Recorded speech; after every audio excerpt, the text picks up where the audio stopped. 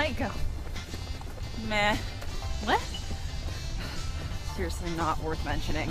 What do you mean? You planned it for so long. Yeah, and it was over before it began. Details, please.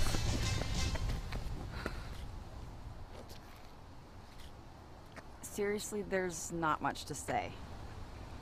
Mike came over, ate in a couple of minutes, then dropped his pants and was finished before I even got my top off.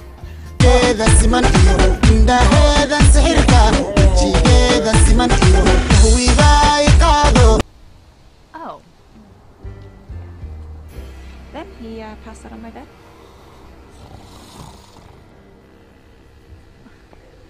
How about you guys? It was amazing. Really? Yeah, Doug picked me up in a taxi, went up for a romantic dinner, and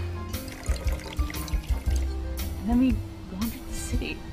Nice. And when we finally got to his place, he lit some candles, pleasured me for an hour.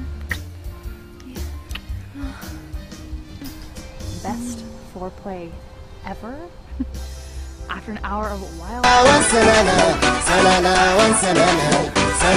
enough, he held me for the entire evening while we talked. It was paradise. Wow.